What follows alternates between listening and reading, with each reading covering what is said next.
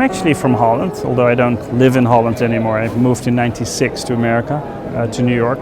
But I have never missed any edition of TEFAF in all those years. So I've seen them all. Of course, I'm really happy that we have 2 editions now in New York. But I was also fortunate enough to walk around a little bit as the chairman of the board and to see what the vetting committee was doing as well. So I've seen basically every booth. And the more general remark I want to make is the level is so high this time. And but what to me is always the most stunning part is the booths that actually in the antique sector, they come with boisserie, with wooden paneling, and they create real houses, like 18th century rooms in a fair like this, just for 10 days. And so that's actually what is always what I really like. Well, actually, yes, I do know the American market very much, and I think it's a very typical Western thing to really focus on your own market. I think people from China are much more open towards other cultures and know much more about the Western countries. Actually, in my position already at Wildenstein, I dealt with not so much China, but definitely Japan. And at Sotheby's, of course, I also dealt with China, the Chinese market. I think the Chinese market is incredibly interesting because of the knowledge that Chinese clients have and Chinese art level. I mean, the level of education in China is incredibly high. And you need not only wealthy people, you also need educated people to start to buy art. And that's why I very much believe in the Chinese art. There's a level of sophistication, there's a level of knowledge.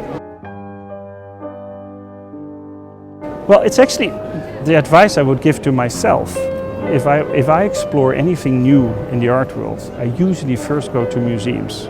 For example, I'm a collector of African American art made by African American people, and the first thing I did when I got interested in that field was to go to the Studio Museum in Haarlem to look at the art, to hear from the curators. So if I were to buy Chinese art, the first thing I would do is actually go to big museums in China or private museums in China to educate myself and hang out with, first of all, with curators and see what their taste is. And that's what I would advise American people as well, is Chinese people as well. Try to educate yourself. There are many very interesting collections in America that are actually tied to museums as well. And big museums, collections of beautiful art. And I would go actually to the smaller museums in America for contemporary art to see what kind of art people are collecting. I think that's a good way to educate always. Yes, you should restore an artwork. You should at least make sure that you stabilize the condition. Do you have to create new artworks? What basically was done with this Leonardo, which was a reconstruction of an old work with some old parts. I actually think you could, and especially with this group of people who did the restoration of this Salvator Mundi, I call that one because everybody knows about it. The way they restored it is actually very clear if you look with a magnifying glass what is new and what is not, and that's a completely transparent kind of restoration. So I'm very much in favor.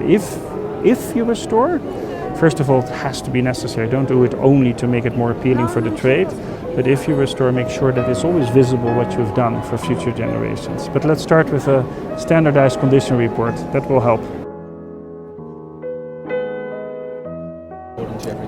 I think you cannot change one thing about mankind. Every human being collects.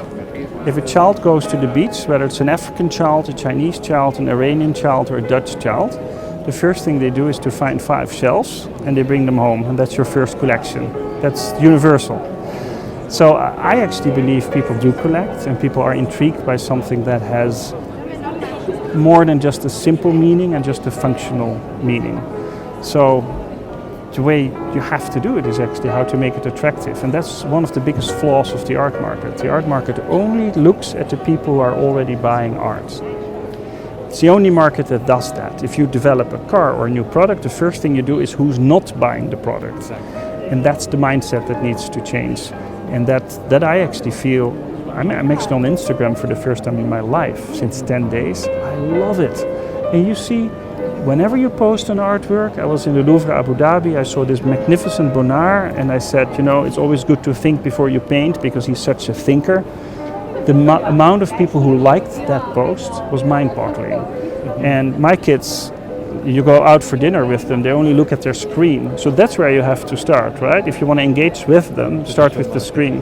And when I take my son to a museum, I bring my phone and I'm in front of the Monet water lilies and I Google Giverny and the garden of Monet with the pond, so he can actually see the pond. So you have to embrace new technologies when you sell art, because it's part of that whole sphere of interest that people have. It ties into actually this whole technical developments and all the look at virtual reality and everything.